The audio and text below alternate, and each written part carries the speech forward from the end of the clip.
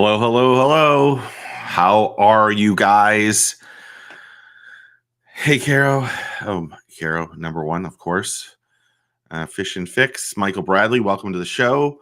Today, we're going to talk about a few things. We're going to do some questions and answers, talk about Major League Fishing, talk about the leats going on next week. I have 3 or 4 other topics, including guilty pleasure TV shows. That one that I'm very embarrassed about that I will mention if we get into it. Hey, Scotty. We'll talk about Milliken that was on the Ike Live show. Need to make sure I give a special thanks to Randy Blockett, who was there last week. I have to, hey, Hank and hey, Gil. I have to be honest. Last week was a lot of fun for me, but it ended very abruptly because of the microphone issue. And I got very flustered because of it, and it kind of stunk. But I thought Randy was really good. I really appreciate that he was on the show, and he enjoyed it, and I'm sure we'll have him back on at some point in time. So that's one of the 3 or 4 topics. But of course, we have to talk about there is nothing in bass fishing. Let me can put this on that can compare with the BTBT format catch. I agree with you, Brett. Today was another great job with the BPT. I think the BPT has had 2 fantastic tournaments in a row. We're going to talk about BPT and MLF. Let me crack my knee first. Oh, that felt good. And then we're talking about, Wheeler was a main person on there. Keith Pouchet yesterday. Hey, Scott, or hey, Steven. Keith Pouchet was on here. And then we'll talk about that. Next week is Matt Becker. You guys asked for him. I reached out to him. He's going to be on.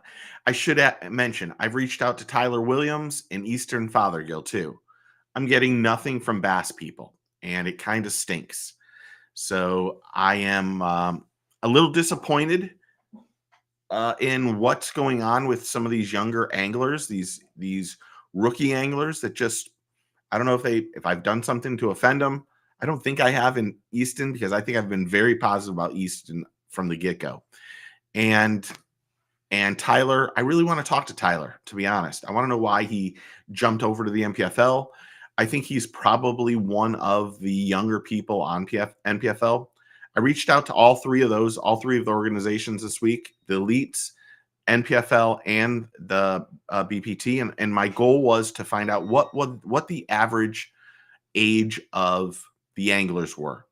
So, hey, Patrick. So it was none of them really could tell me, and it was a little disappointing. But at the same time, getting a hold of some of these younger anglers, I don't know if they don't think they need. Maybe I'm just too small of a channel, which is understandable. But it's been very disappointing to try to get a hold of Easton and Tyler and those guys. So first and foremost, we're going to talk about the BPT. And Gil Master says it perfectly. Keith and Jacob were crazy flipping, and I enjoyed watching this stage and can't wait for tomorrow. I can't wait either. I thought Jacob Wheeler and Poche, Keith, not using forward-facing sonar down here. I had a lot of people ask me, why would you not use forward-facing sonar down here? Well, in both those guys' cases, they were fishing a popka. And I don't think that a popka, while we had that fish kill last week, I really don't think that they had the amount of pressure because that big bass tournament went on last weekend. And with a lot of people not going to a popka, I thought that it didn't have a lot of pressure for those guys. I did not think that a popka would come into play, to be honest. And as Brett says it perfectly, BTBP is great with their public relations, and they're savvy. And they're just, they're good people. You're right, Brett. I will say the thing that is different between the Elites and the BPT is I've had relationships with the BPT guys for so long that they get back to me very fast. Joseph over there in their media thing, I can text him right now and I could probably get a response within 15 or 20 seconds. No offense to Chad. Sometimes it takes, and Chad's with Bass and the Elites, sometimes it takes a week, 10 days, and I don't like that. But getting back to the BPT, absolutely fantastic. Jacob catching 100 pounds of fish over 2 days kind of really didn't give up, but he knew he had won and got himself into that last round. I think some of the other surprises, Dustin Cannell did terrible. There were a lot of guys that didn't do very well. My boy Justin Lucas didn't do very well. I was really surprised on that. And I think the BPT just hit another home run. I think this showed, I gotta scratch my back. I think that if the elites go to places where they're a little shallower water, and well, really, let me just skip that and just say I think the MPFL could do really well if they scheduled their events to places where they, for sure that they're gonna skip docks, and they're gonna be in the weeds and in the lily pads and those kind of things. It makes for a good event. When you look at what Wheeler does, and Wheeler's just amazing. He's just amazing. He really is. I kind of find it odd when people say how there's some discrepancies in his past. I agree with you. I would say that for sure. But he's the best angler on the planet. He really is. Let me just say happy Valentine's Day to Caro and all the other people. So when I start seeing people kind of throw out his names in the chat and the comments and stuff, I realize I don't know if they really watch fishing, because Jacob Wheeler, the last 4 or 5 years, is just without question the most dominant angler that we've ever seen. We've never seen anyone more dominant. So he's just amazing. As Booster said, forward-facing sonar really doesn't add anything but potentially spook fish. You're right. And I think when you're skipping and flipping and you're in the weeds and the reed heads and you're in lily pads and stuff like that, I think that does make fish get a little spooked. But this was, without question, another home run for the BPT. Maybe I'm wrong. I can tell you that it's almost nonstop action because they have 10 camera people out there.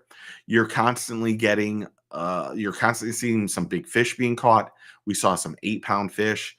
We haven't seen any 10 that I know of, but we've seen lots of really quality fish. And I mean, yesterday on day one, Wheeler would have caught 5 fish for 32 or 33 pounds. That's ridiculous. I mean, ridiculous. And Patrick says this right.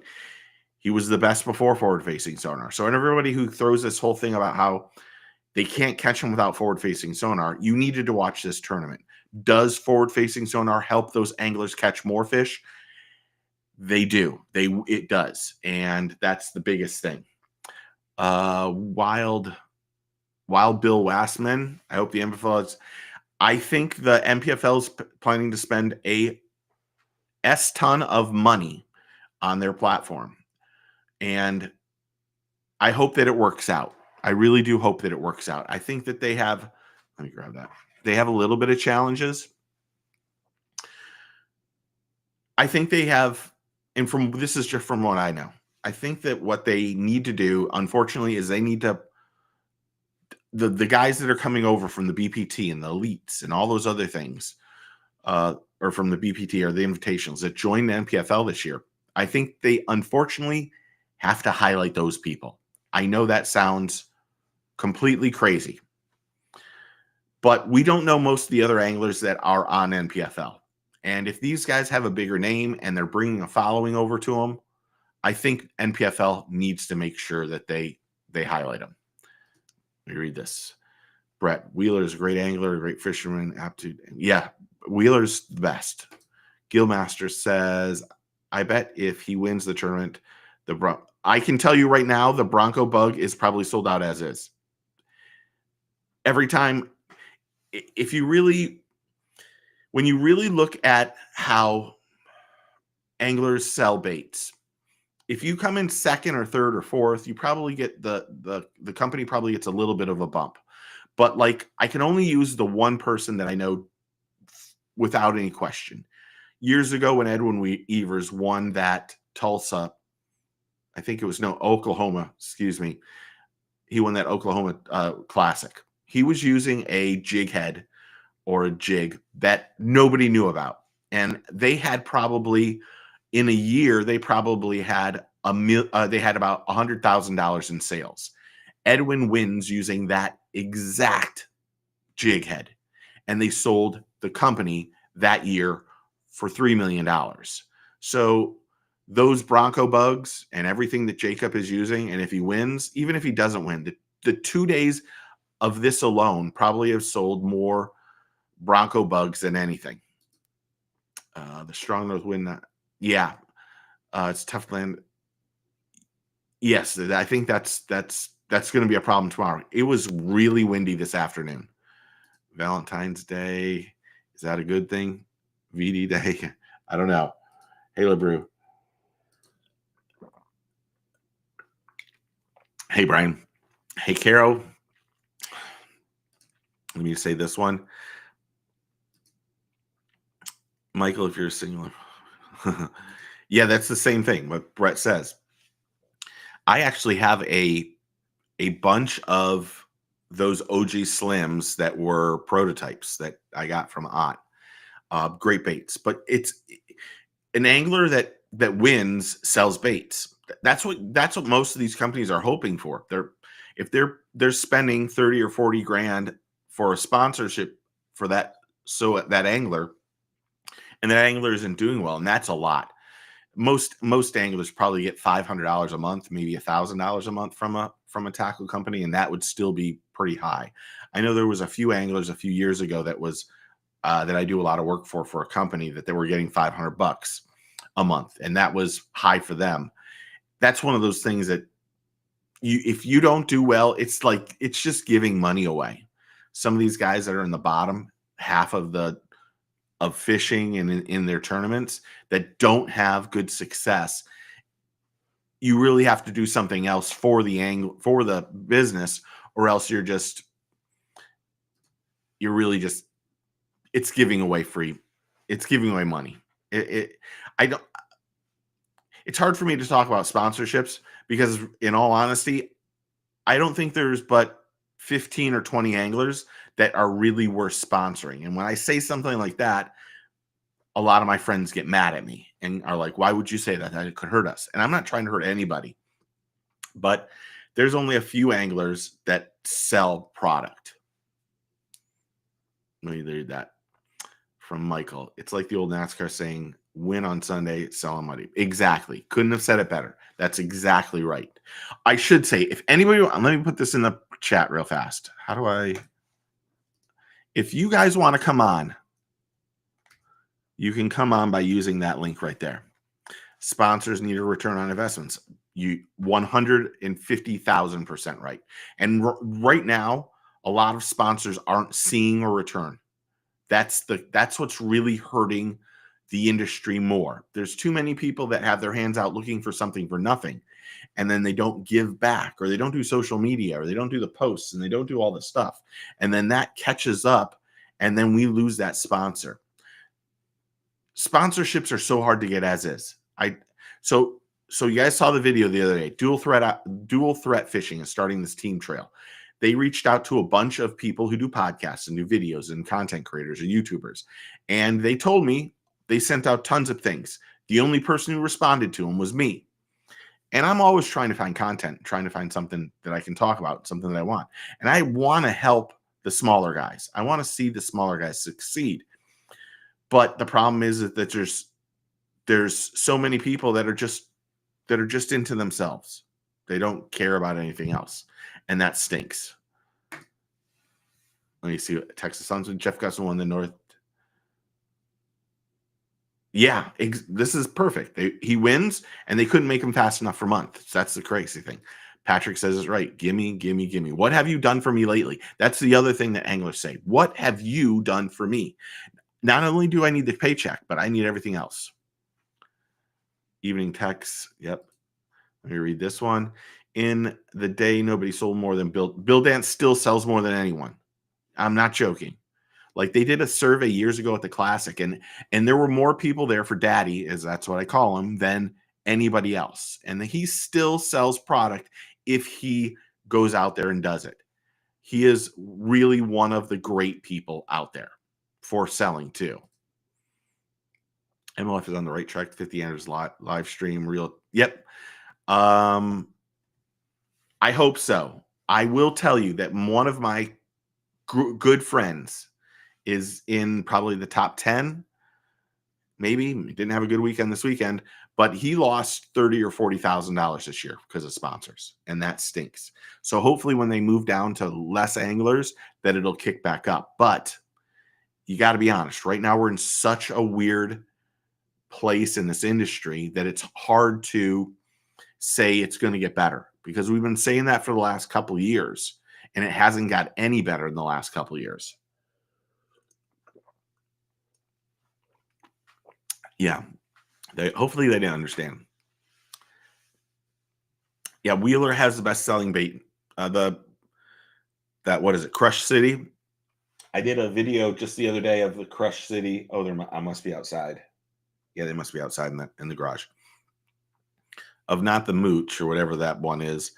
I think, and it worked. It was a crawl type bait. Maybe it was the same one he's using. I don't know what it's named. It worked well. It did really well. I will tell you, the buck bass are on our garden beds right now. So that's what I think. That's why I think they're doing so well. I think Jimmy Houston sold more spinner baits by accident than most companies have. You're probably right. Jimmy Houston's a great guy. I could get him on the show right away. He's really one of the good people. Anyone heard of Battle Baits Brigade Blade? Scott E. I have not heard of that one, Scott. I have not heard of that one. I'm the Classic survey for facial recognition. It had KVD at like 3% of attendees at the Classic that took the survey. Yeah, people knew Bill Dance and Roland Martin and the older generation of anglers more than they knew Kevin Van Dam. I think that might change now, because I think the way Jacob Wheeler has done his YouTube channel and all that stuff, I think that he's way up there right now. You see this one, Texas Huntsman. How are you doing, sir? Cleanup crawl. Maybe that might be the one, Gillmaster. Thank you. That might be. Did you see my video? Did I put that video up already? I didn't think I did, because I did really well. I caught the other day. I caught 26. I think the largest one was 4.5 at the frog pond, all on the crawl. Then a few days ago, I went and used the Strike King, even though it isn't here. The Bitsy, looks like light's killing it. The Bitsy, you can't see it because of the light. I don't know if that'll help now. And this was fantastic. Casted really well too. I got a couple nice sized fish with that bait. Ouch. Did it really static? Okay, I'm gonna go over there and unplug this. Hold on.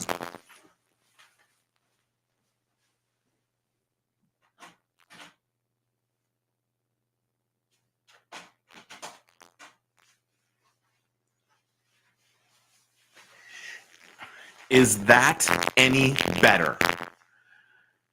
I don't know what's going on with this microphone. I spent so much money on this thing. I'm trying not to touch it at all.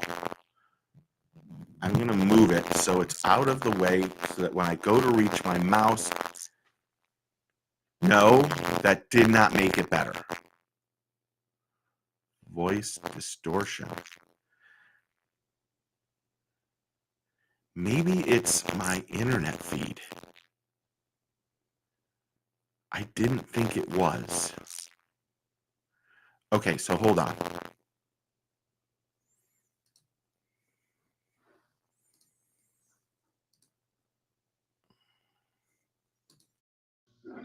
Check, check, check. Is that any better? Now I switched it to do microphone on that thing instead of this. Is that any better? I hate this shit.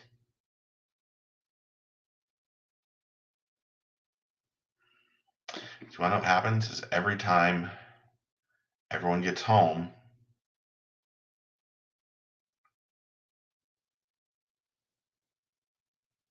hammer to it. It's good. Probably sounds a little bit different.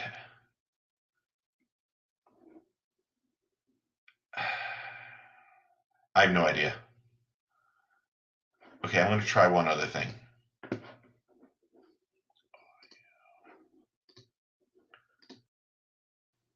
Check, check. So now I'm going to use the audio off my computer. Hold on.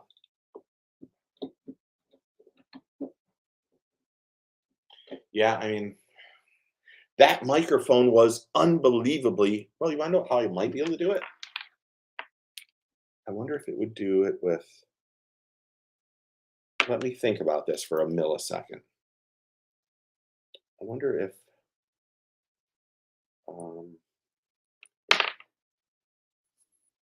excellent. Booster says excellent. Sounds like I'm in a hallway. Okay, I'm just going to go with this for now on, for right now, because like last week, I'll be honest, last week when you guys said it started sounding staticky, it just flustered me so much because it doesn't make sense. I use that thing, like every time you hear me do a closer look video, I use that microphone. I have this whole audio shit over there that is, I don't even know. Now this is the microphone off my computer. So we're just going to go with that. That's all for right now. I don't know if it's better, but everyone says it's fine. So I apologize. So anyway, I think that MLF hit another home run this week, and I think they're continuing to do things well. Their production is so good for the show, and I think what they're doing even better is that the anglers are talking. The anglers are talking a lot more, and that helps drastically. And I think that really has made things a lot better. I think that the cameramen are talking to the guys, and that helps. So, it's just been wonderful. Okay, so we talked about MLF a little bit. If you guys want to come on, I'll put that little link up here again. You guys can come on. I would like to know, and let's talk about this. Steve, my request scrolled off the screen. Play it like ESPN Game Day and give your prediction on what will happen tomorrow. I think tomorrow's going to be tough. Brett, I think tomorrow's fishing is going to be tough. That's the truth. And the reason why I think the wind is going to come into bigger effect. We are supposed to have some rain tomorrow or Sunday. And I think the guys that are going to Apopka are going to be very successful. The other guys aren't. Like, no offense to Michael Neal, he wore those fish out. And now he has to worry about that coming on. So I think that I think tomorrow's going to be a challenge. I think when it comes down to it, I really don't like that. I think that no forward-facing sonar is wonderful for us as fans. I don't know if Wheeler will win overall. I think Wheeler will probably come in third or fourth. I want him to win, but the problem is that I think missing a day, you miss what's going on in fishing. And with the anglers now knowing where everyone's fishing, I think his fish probably get beat up.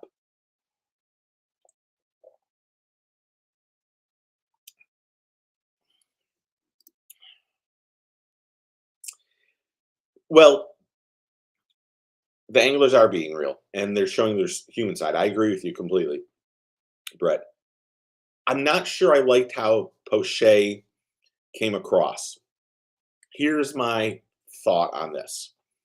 It doesn't matter if that bubba grip is tilted forward or tilted back or whatever it is.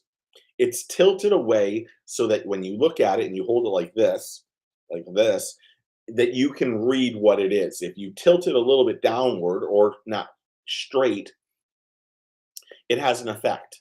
So I'm not sure, I'm not sure I liked what happened with Poche. That's the truth. Gilmaster said it. Do you like the stream is on Rumble? Question for everybody. I don't like Rumble.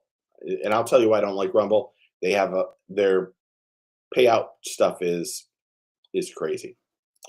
Cooler talk is tomorrow. Is the tournament's going to be doing low numbers? Do the forward-facing sonar? What do you think about canceling special? I think Donnie, I think they have to cancel if there's any issue with the weather. I think having an angler or having something happen to an angler is could be it's just the worst case scenario. And while it stinks to cut the field or cut the days, it has to be done. It really does. That horrible weather, you start worrying about people's livelihood or getting back to the boat. I'm not sure it's the I would want to be that. I thought he was really rude, Patrick, too. I really did. I felt like he was way he was overly aggressive, and I don't know if that's the crazy thing about that is when it happened, I had a few people text me and say, "Are you watching this?" And I wasn't because I was working on other things. I was editing another channel that I did. It isn't my channel, so don't worry about that. But I was surprised to hear it because I've only talked to Keith maybe 5, 6, 10 times. He's always been unbelievably nice. So I'm not sure what happened, but I do think that you know, I think that it was the wrong thing. I think it came across wrong to a lot of people too. And I don't know if he needs that. I don't think you need there's some people that want the negative publicity. That's just how what they do. To be honest, I've been told that by friends of Milliken for ages. He doesn't mind the negative. I think that I don't know if I'd want it there too. I think Wheeler still has. He might. He might. My guys in up in Tennessee are already 17. Oh, I'm gonna assume Team CJ2K that you are talking about the dual threat fishing. Like I was just about to talk to them. I talked to them. I don't even know what day it was, Monday or Tuesday. They're the nicest guys, or the one guy I'm talking to is one of the nicest guys of all time, and he's really trying to listen to everybody on what's going on.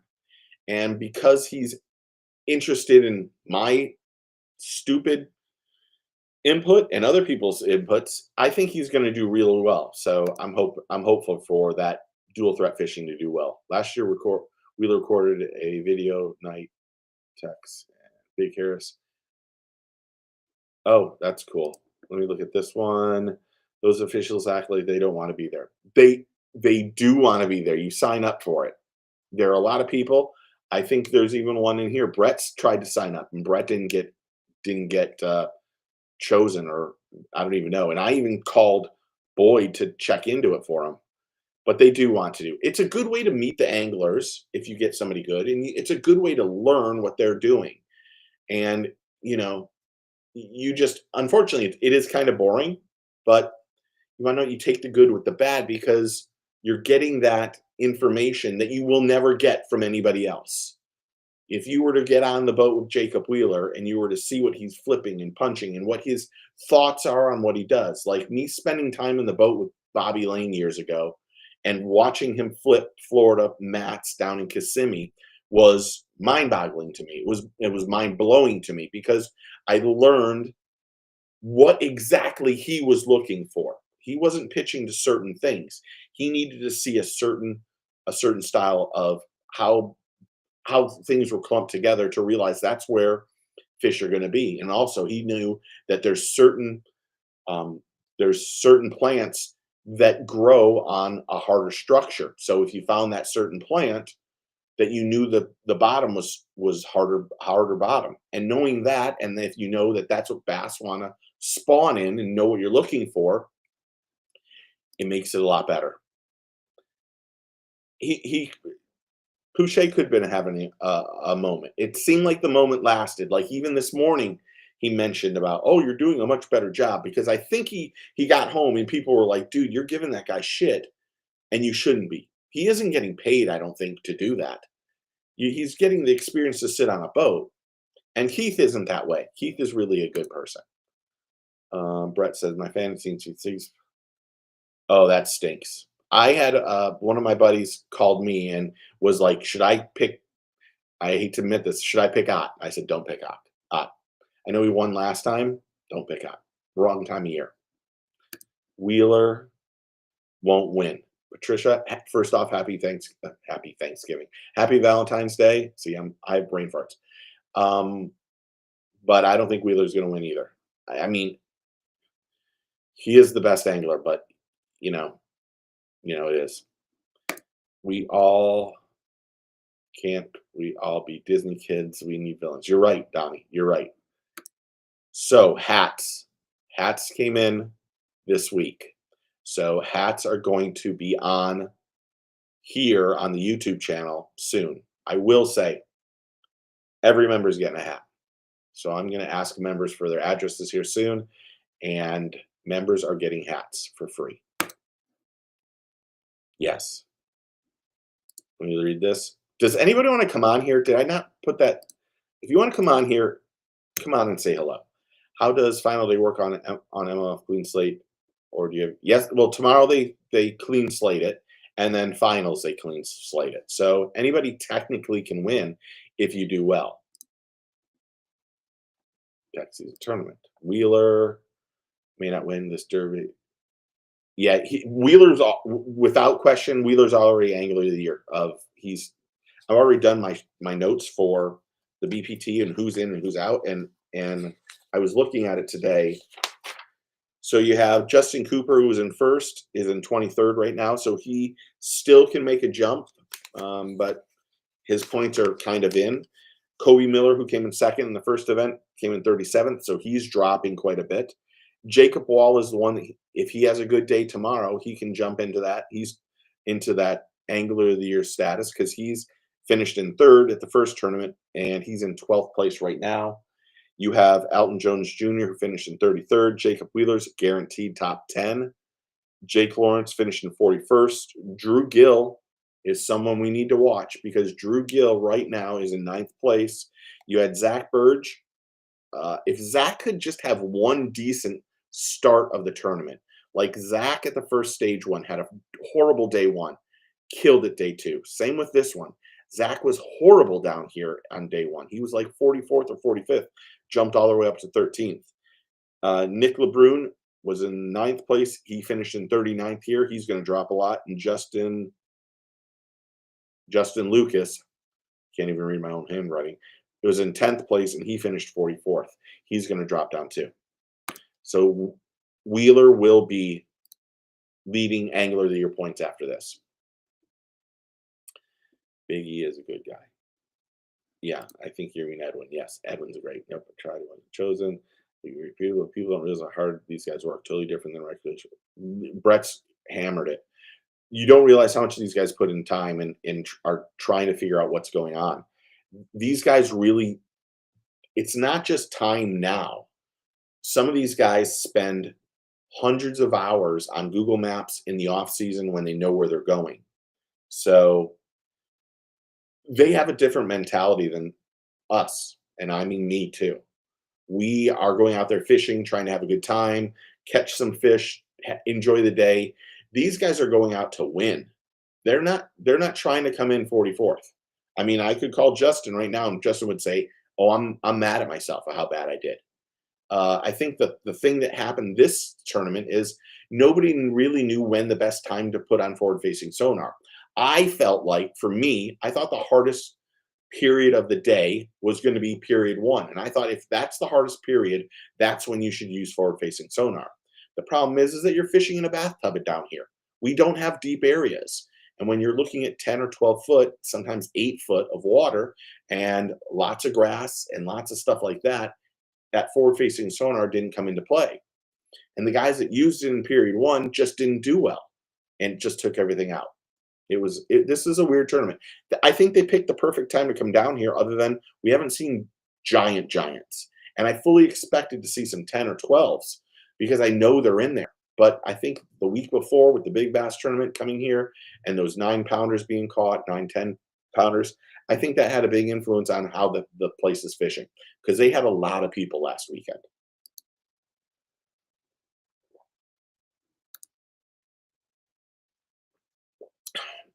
They just seem to have zero personality. I think Pale Rider, I think that they are tunnel focused on what they're doing. So like for me, it's hard for me to keep up with the chat is over here. Well, it's over here really. The chat is over here, and it's hard for me to keep focused on what's going on. And sometimes when the angler is being asked questions or whatever it is, and they're looking down at their scope or looking down at their cheater box, as Brandy would say, or they're tunnel focused on what's going on. Their personality leaves them. There's a lot of guys like, man, if you could talk to Bobby Lane or Justin Lucas or even Jacob Wheeler, to be honest, they're really good one-on-one. I mean, I've had hour-long conversations with Wheeler, just he and I one-on-one. We had an event that we were both attending, and we both knew each other. And there were a lot of people that were coming to see Jacob. There was nobody coming to see me, but I stood next to him, and we talked and we talked and talked, and it was he and I went back and forth about 100 million things on fishing, about life, about everything. And so I think what happens is that they get out there and they get focused and they're trying to win. And imagine if you're having a bad day on the water, you don't want to talk to an angler, or you don't want to talk to the cameraman. You want to try to move up the leaderboard as much as possible. And it's just really hard to do. So you got to remember that. But most of the guys, in my opinion, most of the guys are really good to talk to. Yes, hats. You're one of the first ones, Carol, for sure. Let me see this. Keith must feel small. I think Keith just, I think he was, I don't know. I guess I could text him at some point. I don't even know if I have Keith's phone number anymore, to be honest. Let me just look. I do. I'll text him after the tournament and ask him some questions. But I think that he started to stress out. And Keith, I don't want to have to defend Keith. He was losing a lot of fish yesterday. They were just pulling off, or he was getting them in weeds. And I think that had an effect on how he was acting. And I think the other problem is I think those Bubba scales are too slow. I think that's really an issue that needs to be worked out. They seem to be really slow, and that minute, if you're on a school of fish, that group could definitely move off. Hank, you're welcome to come by. I hate to see anywhere. I agree. Andy's a good dude. Yesley Zero, not knowledgeable enough to get on screen, so someone else did. No, Carol, don't say that. If people want, oh, wait a minute, hold on. Somebody is here. Steven, hold on, Steven. I didn't even see you. Hey, dude, how are you? Hi, buddy. How you doing? I can barely hear you, but it might be me. No, it's my mic. It's not very good. I apologize. Oh yeah, it might be your microphone. Yeah, How are you? I'm good. How you doing? I'm doing very good. Now, you're my Steven from Canada. I am. You are, without question, the best commenter I've ever had. I've stopped and had to read your comments 3 or 4 times and just been like, he might know more than me. I like research. How can I tell you? Like I hear people talk about things, and I just kind of look at it, and I kind of look back, and well, are they just saying stuff, or is there actually something behind it? Right? Yeah, you're really hard to hear. I apologize. Yeah. It's all right. Yeah. I'll have to look at my mic next Yeah, time. that's all right. So let me ask you a question, Sure. because this is going to be one of my topics. Guilty pleasure TV shows. Now, I have one that I don't want to announce, but if you have one that you would like to announce, what is it?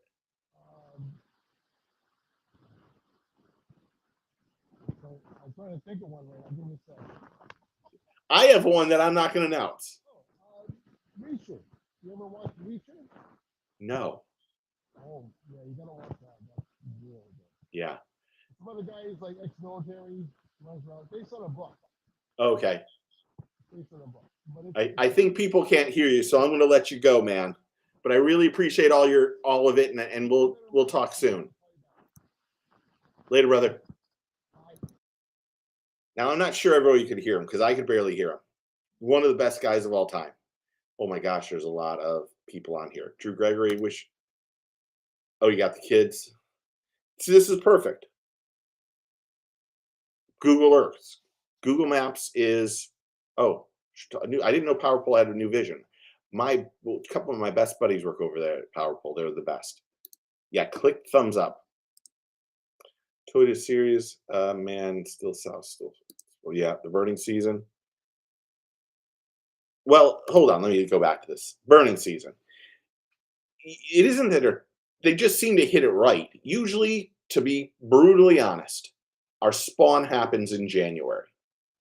Usually it happens when our water gets to about that 56 to 60 degrees. The water temperature right now, the last few days, is about 72 degrees, 73 degrees. 3 weeks ago, we had 44-degree weather. So it it seemed to happen over the last 3 weeks. But, you know, I agree. I don't want to see them during the spawn, but they seem to hit it on the nose. They hit a home run on that. The Toyota Series on Lake Okeechobee had 20 pounds. Yeah, the Okeechobee tournament for the Bass Elite should be really good, but it'll be post-spawn. Even and Drew. Steve Ott had a horrible tournament, but at least got. Oh, that's good news. Ott's one of the best guys in the whole world. He really is one of the nicest guys in the world.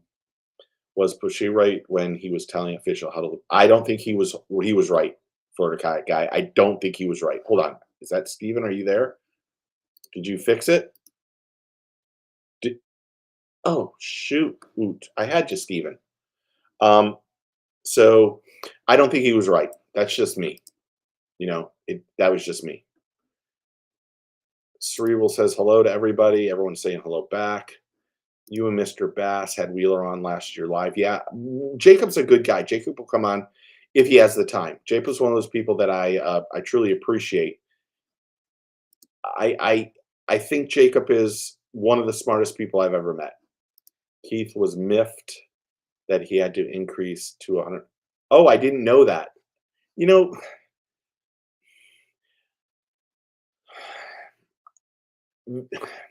I don't know what even to say there. I think if there's a minimum, you have to put it on. Does it hurt his draft? I think that would be the only thing.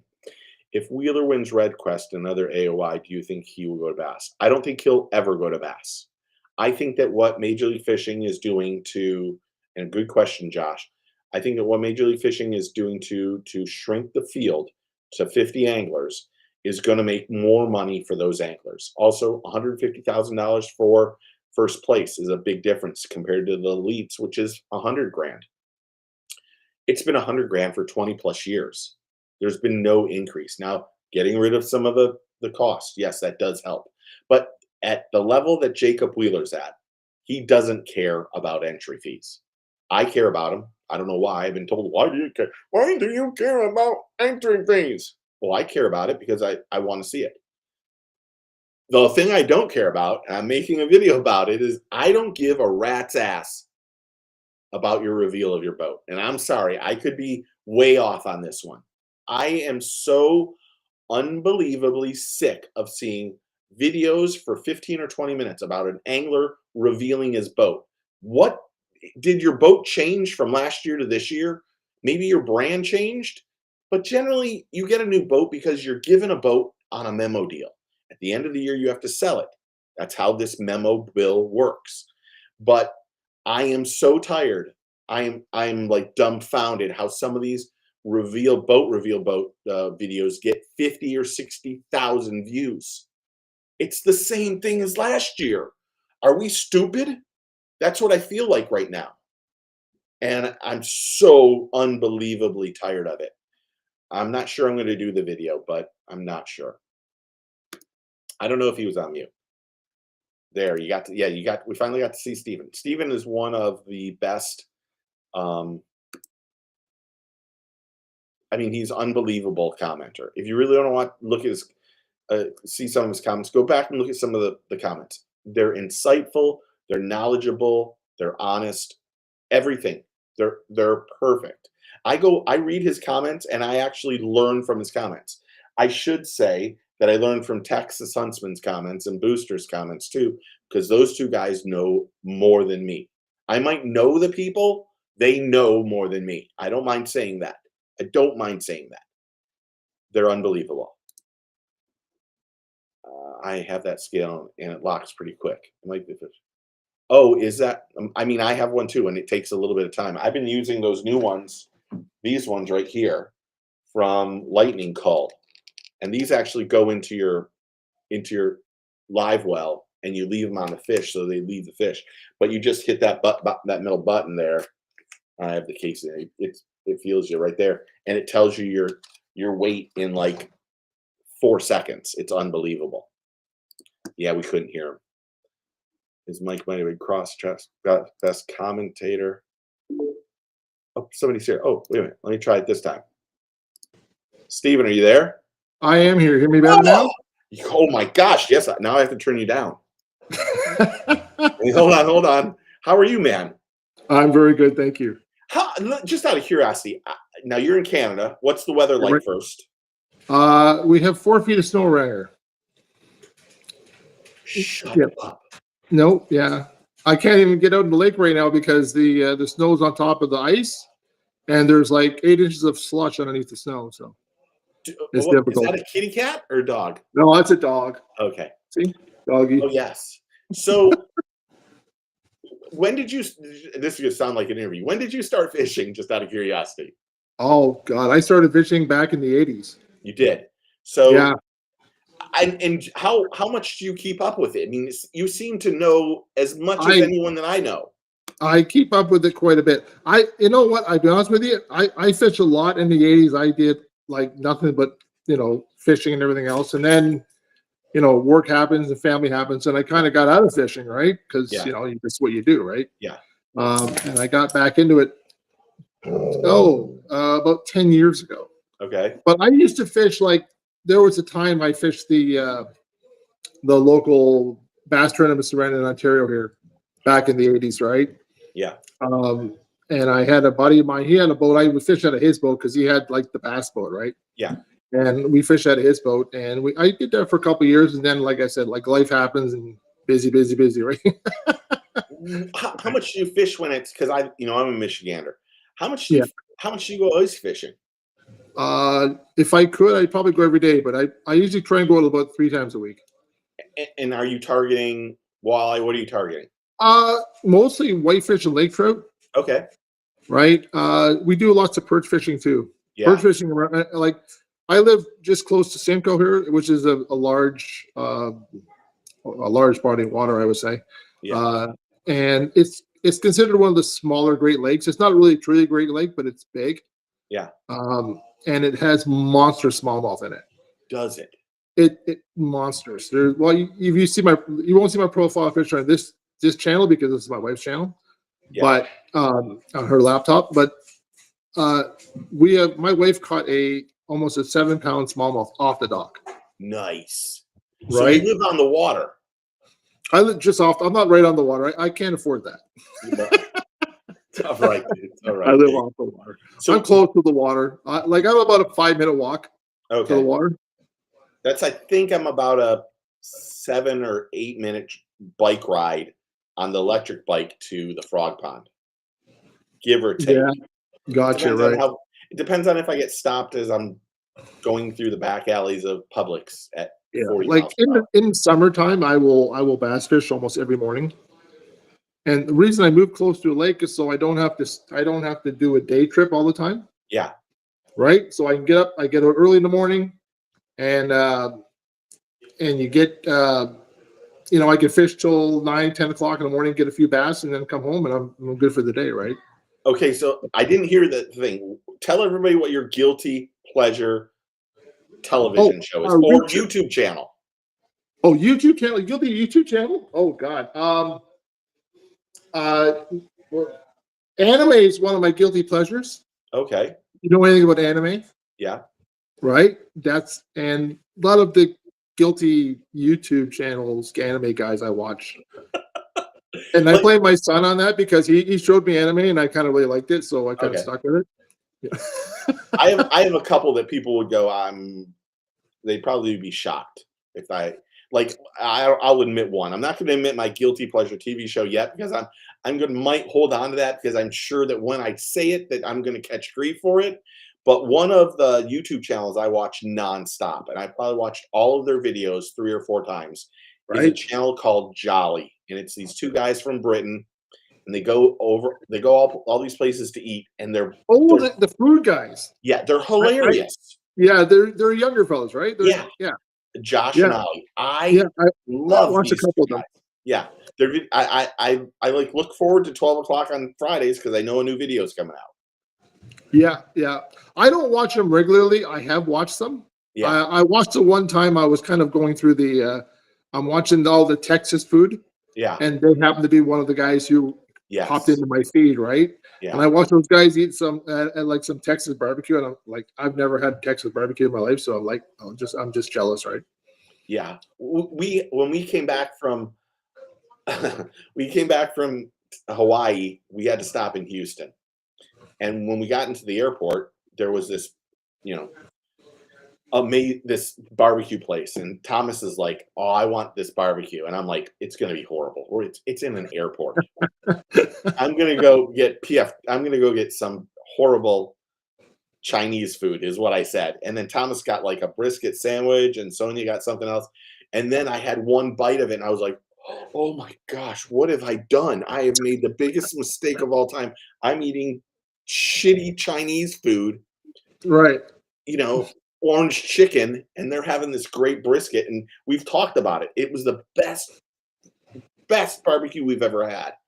And it was Right. like, oh, that was a stupid mistake. Yeah, you'd be surprised when you get good food. Yeah. Right. We have some, we have, in Orlando, we have a lot of touristy things, Right. That's It's- what I would eat. Yeah. Well, we have a place called Four Rivers here that makes fantastic barbecue. But Right. like a sandwich is like $15-16, and it's like this big. So Right. it's I gotcha. it's super expensive. So when's the next time you're going fishing? Do you see all the chat too, by the way? I am looking at it right now. Yeah. Yeah, I'm looking at it. I'm way behind. Hold on, let me a second here. TT asked a question here just before I answer that. Widowmaker lures. I've heard of Widowmaker lures. I don't know them, but I've heard of Widowmaker CT. So yeah. Yeah. I'm way behind on the things. Yeah, I was planning on going fishing tomorrow morning, but unfortunately we're gonna hold off until some of the snow settles down. We've had like 2 big snowstorms come through in the last like 2 days. Oh. And yeah, it's kind of locking us in a little bit. Yeah. 4 foot of snow is a lot of snow. We got a lot of snow lately. Listen, last year I got out on the lake twice because that was the only time I get out safe, right? This year, you could get out, like you could drive your truck out there now. Really? If it wasn't for the 8 feet of snow that's on the lake. But yeah. And we're having like a heat storm go through. Yeah, I know. I feel bad for you. Yeah. Well, I know you guys had that Canadian winter come down there for a little while. Gave you a blast, eh? 3 weeks. 3 Yeah, weeks I know, right? cold weather. Yeah, you got to put a sweater on. Yeah. Well, when we have to turn the heat on in the house, something's wrong. That's the God's honest truth. But it was like 44, 45, 36 for like 3 weeks. That's why, I know everyone thinks that the Popka fish kill was because of the blue-green algae, but a lot of it had to do with the water temperature.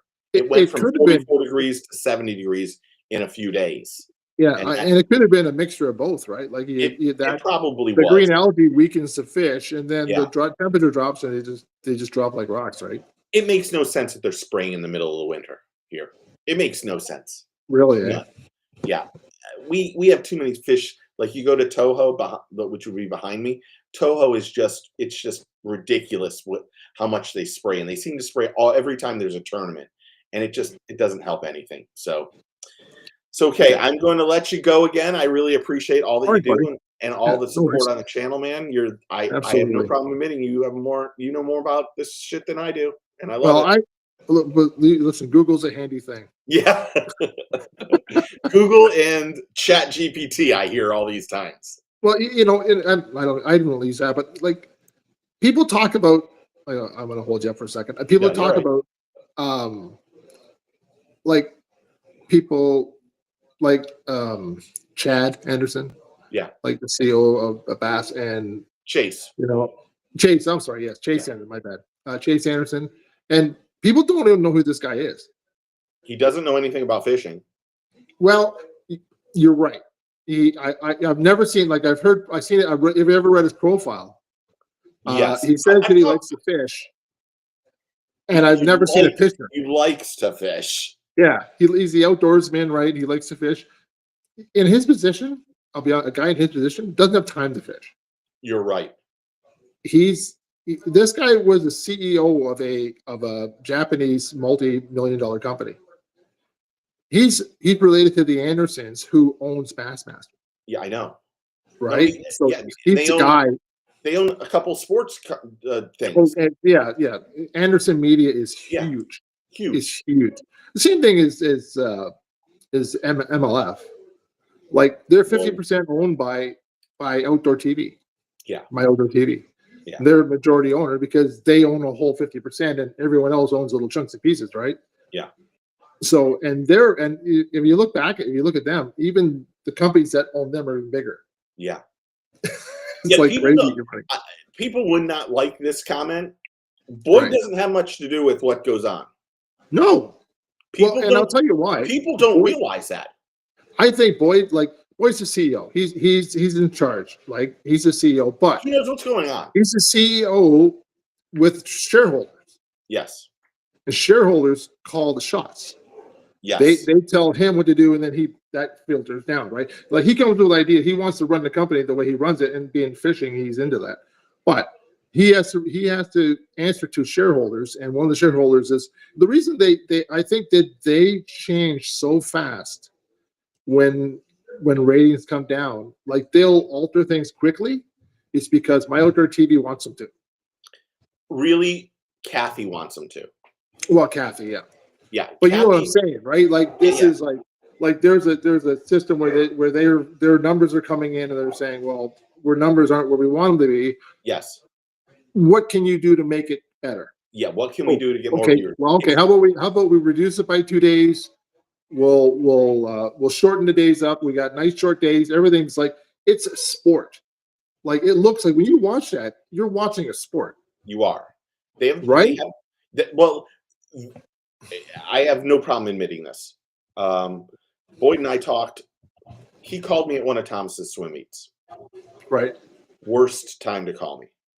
There's gonna be a lot of truths that I don't want to admit. He called me during one of them, and I had a bunch of questions, and we sat on the phone for an hour and a half. But all he talked about was how viewership is why there's changes. We need to have viewers watch us, or else if we don't have the viewers watching us, so we don't have it. And he went through the whole thing with, I'm friends with James Watson now. Yeah. But Kathy Fennell made those decisions that happened to James Watson, not Boyd Duckett. Boyd doesn't have time for the fisherman. He's the CEO of the company. It isn't that he doesn't have time. Right. It isn't where he's supposed to be. That's not where he has to focus his energy. Yes. He doesn't focus his energy on the day-to-day running of the company. Exactly. There's other people. He's got to look at the big picture. Yes. And put that in. If people think that Boyd runs that place out of his garage or something, like, I hear people talking. There's hundreds of people that work for MLF. Oh God. Right. Yeah, I could do a whole episode on that, but I probably would get in trouble, and then Boyd probably would talk about it. I mean, Chase Anderson is in charge of Bassmasters, but he takes care of the big picture, and other people run the company. Yes. Like, he has people under him, and he has people above him. Yeah. Obviously, right? Yeah.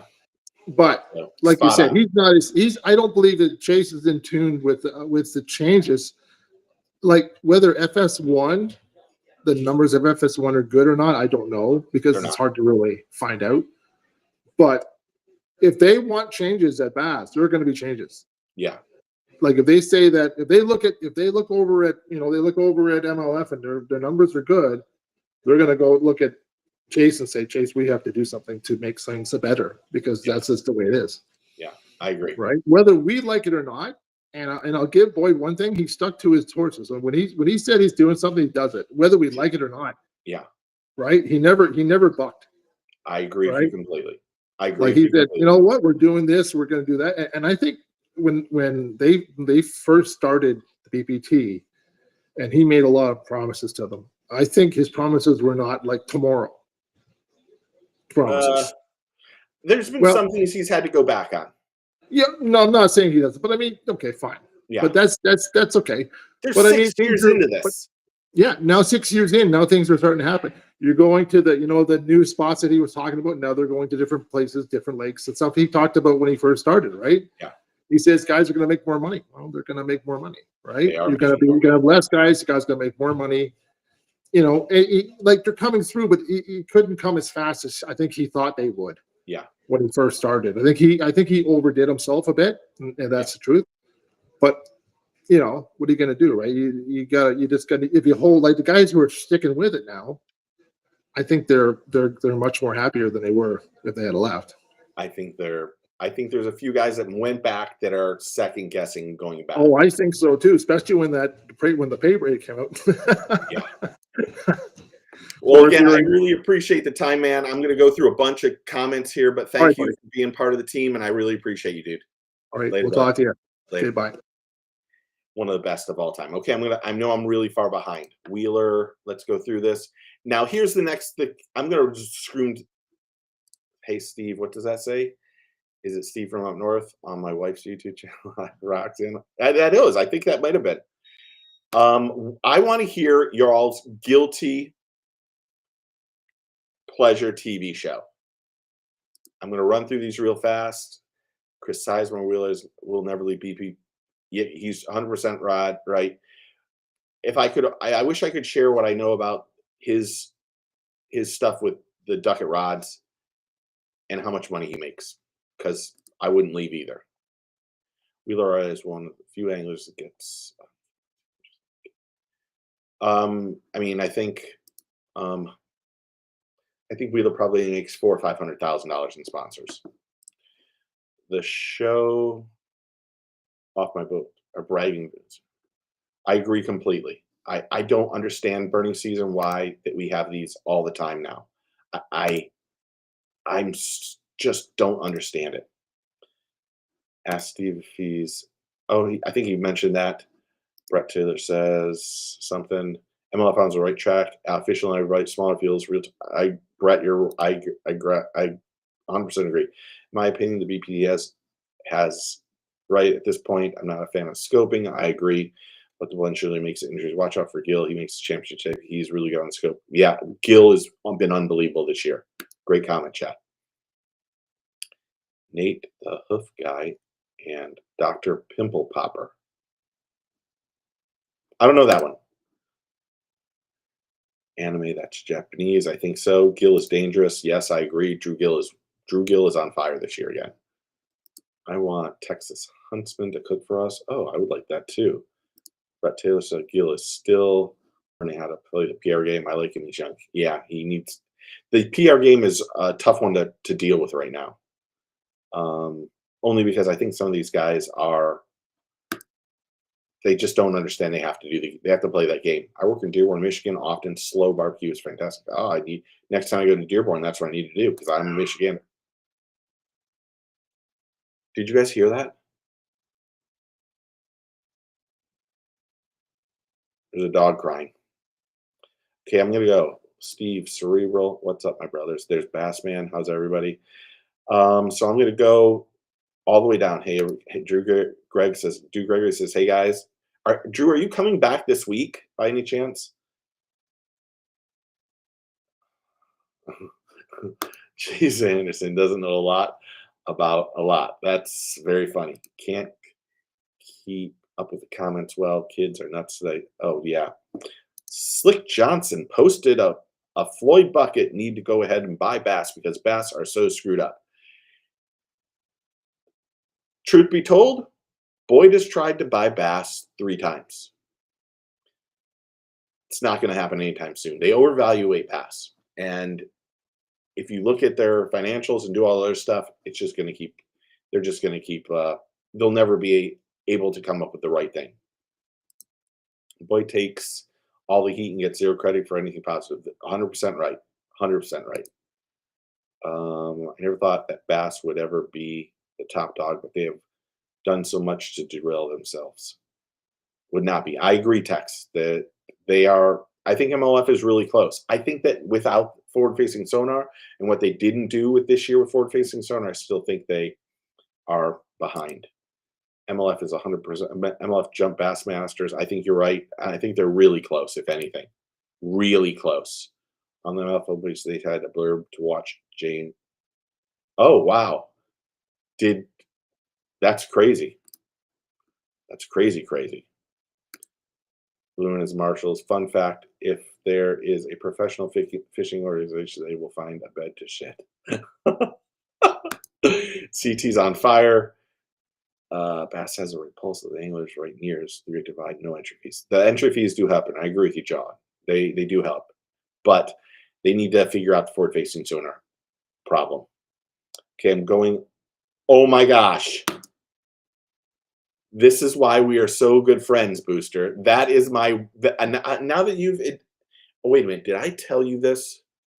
Below Deck is my guilty pleasure. Toughest one for me to mention. Every time I mention it to somebody, friend or something, they give me unbelievable grief. Unbelievable grief. I love that show. I love that show. So I'm going to give you all. Below Deck. That's the one I wasn't going to mention. I love anything Gordon Ramsay. Kitchen Nightmares, all of that crap. I love it. On YouTube, I watch Jolly Beard Meats Food. Love that dude. And Sam the Cooking Guy. Everything those three channels put out, I watch. I love Jolly especially. Jolly is without question my favorite. Have you seen Wheeler's house? He definitely gets more than 100K in sponsor money. Yeah. He makes $500,000 or $600,000 a year. He might make $1 million. I know what his figure is for Duckett. I wish I could say it. It's a big six-figure number. Three's Company for me, Gillmaster. Oh, thank you, Jim. Carol. Hood trimming. I gotta watch that one. Let's see. Booster started charging for views. Until he started charging for views. Up, Stephen Carpenter gets I'm gonna ding that. Get your fish on. Thank you. Yeah, I'll be flying in on Monday the 17th. I'm gonna try to go out there that weekend. I will say, only day I can go out there is the 21st. The 22nd, Thomas is having a sleepover party with 5 or 6 boys, and I think the wife is going to the ballerina show or whatever, ballet. Glock 1 says, hey, everybody. Everyone go see if you're out there. I'm going to go out there for Ocalapalooza on that, whatever the 21st is. Let me see. Glock 1 says, Steve, have you seen the Throwback Baits Metro Glide? I'm going to write that one down. Throwback. Okay, so now I've caught up. Holy cow, that's crazy. If anyone wants to come on and say hello, Metro Glide. I will post that on here and you can get on and come say hello if I see it up there. It's this little blurb. I wish it would make a louder noise or something. So, did anyone catch Milliken on Ike Live? That's the next topic we need to talk about. If you missed it, Mike Iaconelli Live on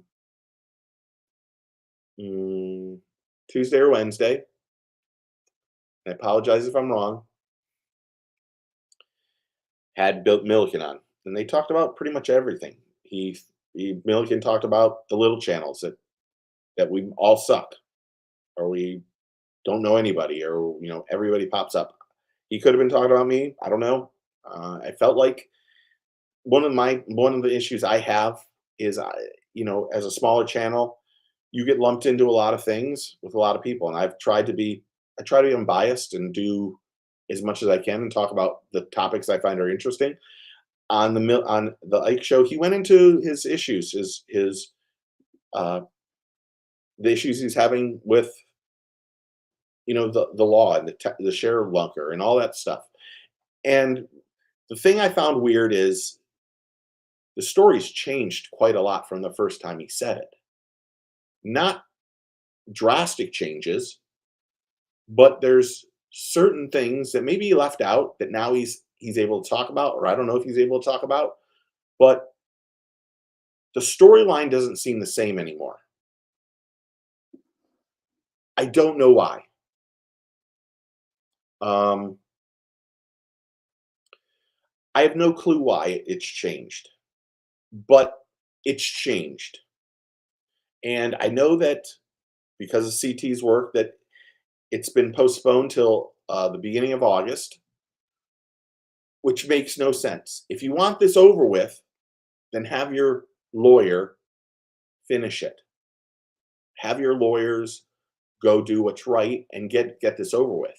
As you push it back, it makes it seem like, and I mean no disrespect, and it's just an idea or a thought, but if this is only happening till the end of the season,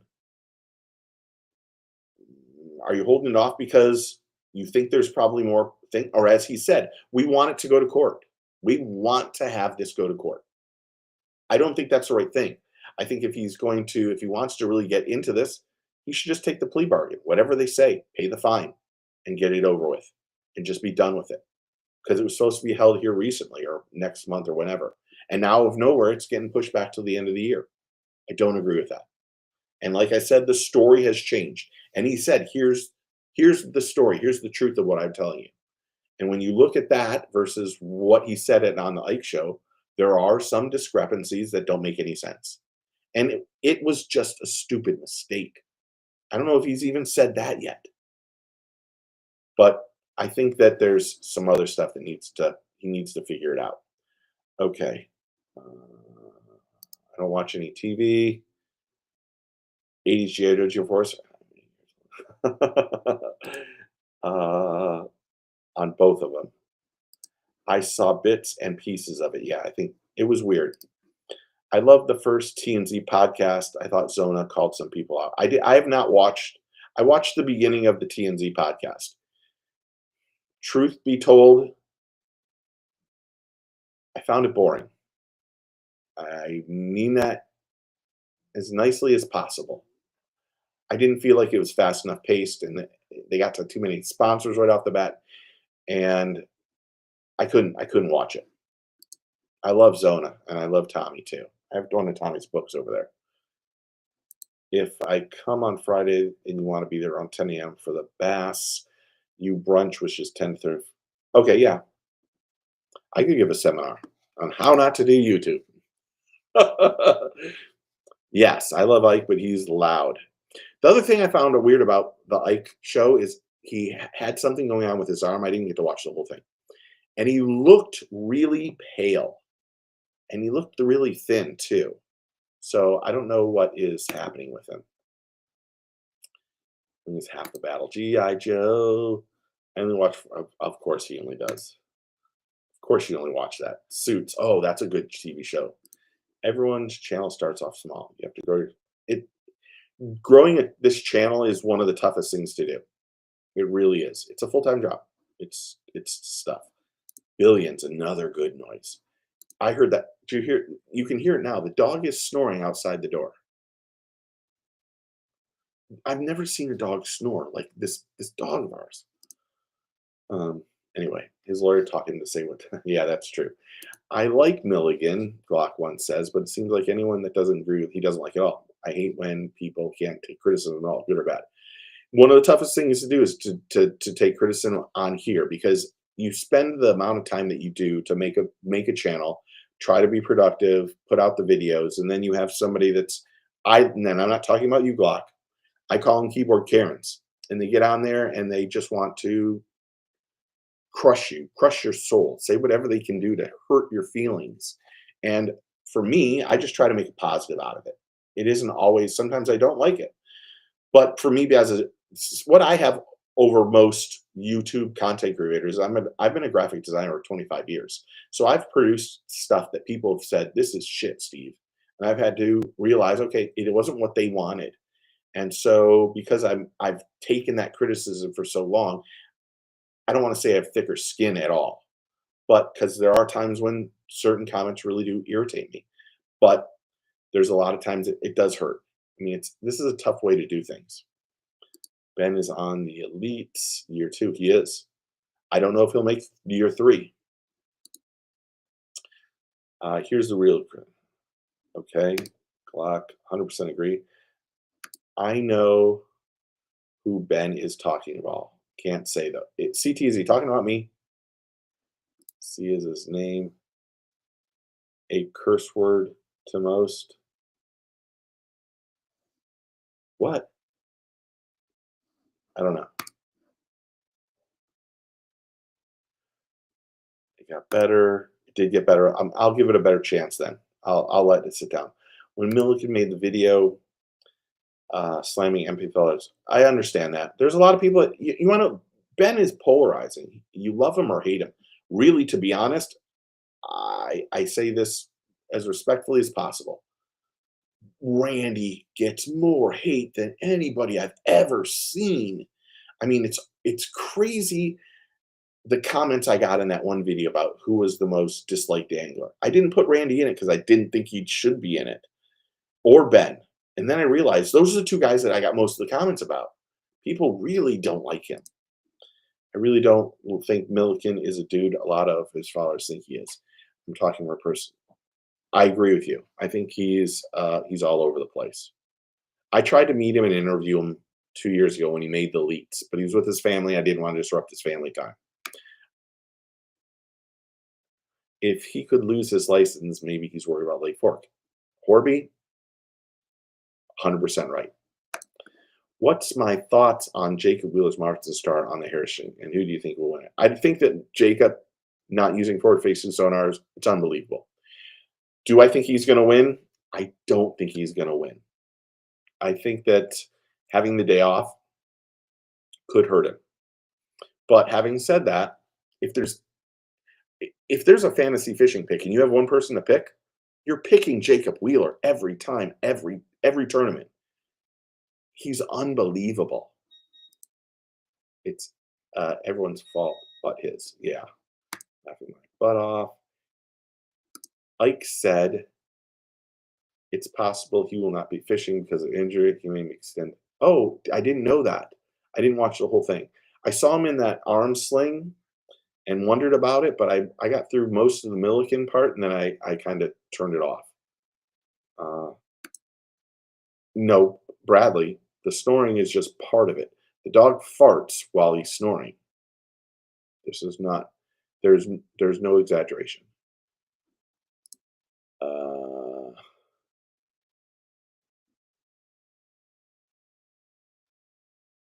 Only a handful of channels. I'm the same way, John. I texted them say to be honest, I can hardly watch anything Ben Milliken at this point. You can't take what he has accomplished away. Pretty amazing. He's just freaking arrogant, and he bitches and complains about clickbait. He is the second biggest clickbaiter in fishing, because even the Guggen guys don't do it as much as he does these days. What kind of dog do we have? Do you want me to go with the dog? It is a fluffy French bulldog. Thomas, could you bring the new doggy in here?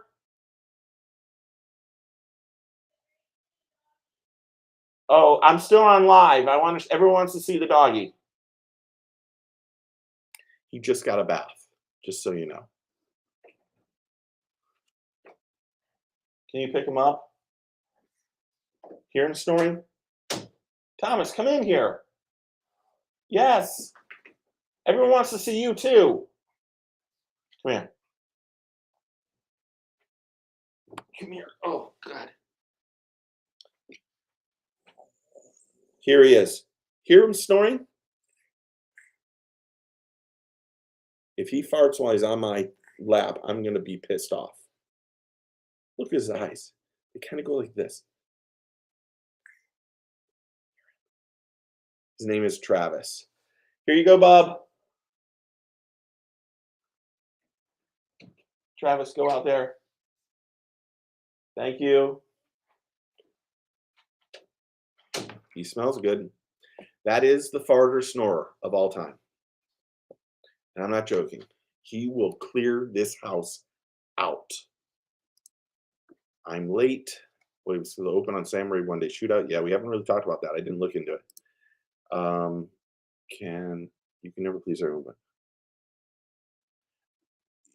it's Stephen, you're 100% right.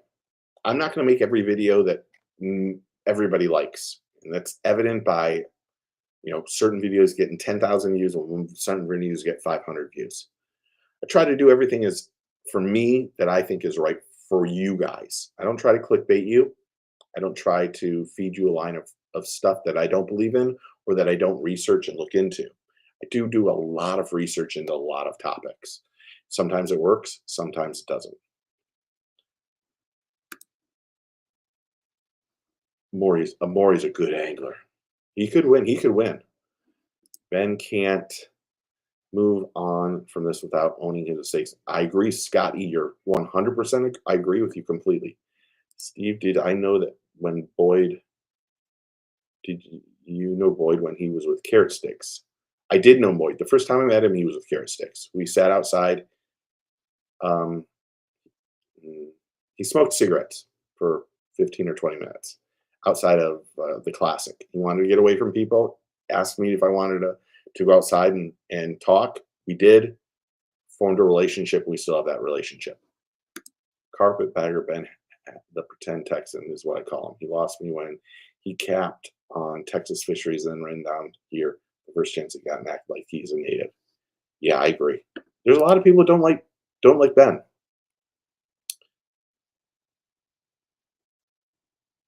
Oh my gosh. Don't show this to the boy who won't come in here. With Ben, though, like The Hangover came out and everyone's calling it The Rollover, he was saying it was the person fishing, not the bait. The bait should have been better than it was. So this is the one thing. This is, if I can say there's been anything I've said negative about Ben, this is the one thing. I put out at one point in time, I was doing short videos that were called, Is It Legit or Shit? And that was one of the first ones because The Hangover, in my opinion, was or still is one of the worst baits I've ever seen. And maybe that's why he doesn't like me. Wheeler is a lock. Yeah, I think Wheeler's the best. There's the puppy, yes. I hope Tak wins. He's just a mission shot of water. Tak is one of the best guy. Shoved him in. Cutie, yes. Love the dog. Tots is like, nope, not today, y'all. Well, so it's a little late for Thomas. We have a we have a massive swim meet this weekend. When we're only swimming one day. So Thomas, for swimming, we go to a swim meet Thomas is such a good swimmer. We don't go to regular swim meets. We go to invitationals where we're put up against some of the best kids in the country, or he goes up against some of the best kids in the country. And so tomorrow is a big swim meet. You guys probably don't know this. Thomas broke his, there's maybe a few people know this, because I am on Facebook, I should tell you. If you've asked me to be a friend on Facebook, I apologize that I don't accept a lot of people. I really do apologize by it, but the stuff that's on Facebook is really more for people in my family. I consider y'all family all the time. But Thomas broke his wrist right here. So Thomas was out of the pool for 4, 5, or 6 or 7 weeks. And he got back in the pool like 4 or 5 weeks ago. So if every 2 day, one day you're off, it takes 2 days to get back. And he broke it the day of a really big swim meet. He went outside before we were going to the swim meet, pulled a wheelie, came down, broke his growth plate on his wrist. And it was scary. So he's slowly getting back up there to where he was before he got hurt. So, he's an amazing swimmer. He's an amazing swimmer. And I'm so proud of him and everything that he does. But tomorrow is a big day for us. Or big day for him. And you guys can't see it, but see these right here? This is senior champs time. This is futures time. And where he's at. You guys can't see it, but the broken growth plate bone was a little scary because he hasn't stopped. He hasn't stopped growing. He's 14 years old. His growth plate is still hasn't even come close to merging because this merges, and when this merges, that means your body has stopped growing. Maybe you grow this way, but not this way. And he's going to be a very tall person. He's going to be taller than me, which is scary because I know, like, I don't even consider myself tall. People get next to me and then they're like, "You're huge." I'm like, Jesus, I didn't think so. But he's gonna be 2 or 3, 4 inches taller than me. It seems like at this rate, because I know how tall I was at his age, and he's taller than me that I when I was his age. I was 17 and I was probably 5'9.5", 5'10", and I grew 7 inches, 6.5, 7 inches in 3 months. And then I was 6'4.5". And that's where I am now. So tomorrow he has a swim meet and he's just not in the best shape still. You would think, oh no, 14-year-old, he looks like a Greek god. His body looks like this. It's a V because his shoulders are so wide and it gets down to nothing. But he has just takes a lot of time to get back to where he was, and that's what's happening. And he's going to do awesome at everything he does. Other than I need him to not outfish me. That's what needs to happen. But I'm excited about it for sure. So let's get back to some fishing instead of Bubba talk. Thomas kicks an ass. I think you will be too. And like I said, if you guys want me to be friends on Facebook, you can Facebook. I'll accept you. Just make sure you put like your handle in so I know. Because really, I go on there and I just put videos of Thomas swimming or Thomas. My Facebook here has nothing about me. I should mention that. It has nothing about me. It just talks. It's just me putting out stuff so family members can see what's going on with Thomas, even though he doesn't like it right now. And you get to see videos of his swimming. He's amazing. He's a great swimmer. Tomorrow he has 4 events. He has the 100 back, 100 free, 50 fly, 500 free. And I'm pretty sure he's going to beat his time in every one of them. And that's what the goal is. Beat your own time. 28 pounds to win open on Rayburn. Was that what it was? That's not bad. That's actually pretty good. I didn't know that, Dwayne. That's not bad. That is news. 28 pounds. I mean, Wheeler did 32. That's not that much under it. 28 pounds. And I'm gonna bring that up. Who won that Rayburn? That was on Bassmaster, right? Bassmaster. They had the 1-day tournament because of the weather yesterday. Miller wins 1-day tournament. Chris Miller. I've never don't know Chris Miller. Miller collected 52,000. Nice. Holy cow. Where's the rest of the results? Who was in the results? Were there any named anglers? Chris Miller, Garrett Packett. He's a really good pro. He's a really good pro. The thing about these opens is there's a bunch of anglers. You look at Laker Howell, Stephen Browning, all these guys are trying to get into the thing. Randall Tharp had another bad tournament and 47th. Randall Tharp will not qualify in this division. I'm going to say he's going to be hitting that, open purgatory. So in all honesty, if you're on this channel and you're commenting and you're part of what I do on here, Gillmaster, I consider you part of my family. You're my extended family, and I appreciate that. I had 24 there. No big names in the top 15 that I know. No big names in the top 15. I'm going through it right now. Matt Pangrak came 101st. That's horrible for him. Trevor McKinney, I don't know if that guy, Adam Rasmussen, 112th. That's not good for him. In this group, Matt Robertson, 130th. Ish Monroe, 132. So here's another year. Ish Monroe is not going to make the elites unless he goes to that second series. Mike McClelland at 137. All the Gray Buck 150, nicest guy in the world, Gray Buck. Jonathan Van Dam 153rd. Yeah, these guys that were Rick Clunn 166th. Holy cow, John Murray 169th. Brett Height 174th. James Niggemeyer, and I hopefully said that right, 177th.